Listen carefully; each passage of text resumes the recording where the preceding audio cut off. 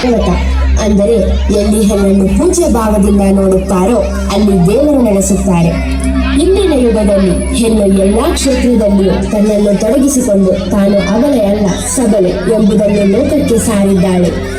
ಎಲ್ಲಾ ಸ್ತ್ರೀಯರಲ್ಲಿಯೂ ಒಂದು ಶಕ್ತಿ ಅಡಗವಾಗಿರುತ್ತದೆ. ಅದನ್ನು ಸರಿಯಾದ ಸಮಯದಲ್ಲಿ ವ್ಯಕ್ತಪಡಿಸಬೇಕು. ಅನ್ಯಾಯವನ್ನು ಸಹಿಸದೆ ಮೆಟ್ಟಿನಿಲ್ಲಬೇಕು. ನಮ್ಮ ಪುರಾಣಗಳು ಸಾರುವುದು ಇದನ್ನೇ. ಅಂತಹ ಒಂದು ನೀತಿಯನ್ನು ಸಾರುವ ನವಶಕ್ತಿ ವೈಭವ ಎಂಬ ಕಥಾನಕವನ್ನು ಈಗ ನಿಮ್ಮ ಮುಂದೆ ಹಾಡಿ ತೋರಿಸಲಿದ್ದಾರೆ.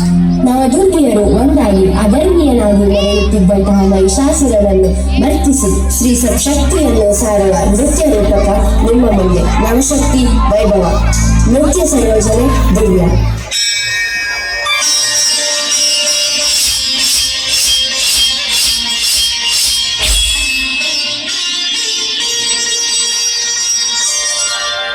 ಮಾಣಿಕ್ಯ ವೀಣಾಭುಪಲಾಲಯಂತೀಂ ಮದಾಲಸಾಂ ಮಂಜುಳವಾಗ್ವಿಲಾಸಾಂ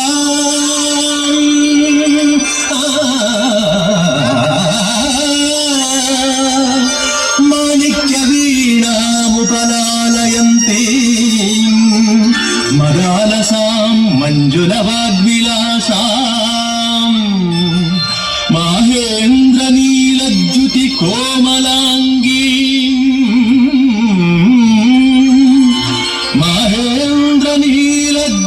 ಕೋಮಲಾಂಗೀ ಮಾತಂಗ ಕನ್ಯಾಂ ಮನಸಾ ಸ್ಮರಾಮಿ.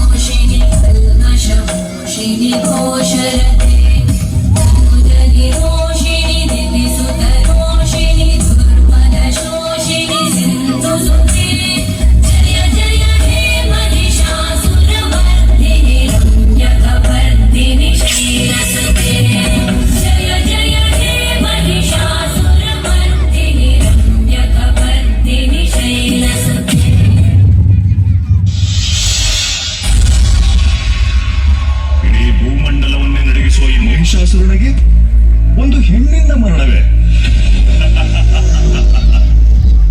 ಅದು ಅಸಾಧ್ಯ. ನನಗೆ ಮರಣವೇ ಇಲ್ಲ.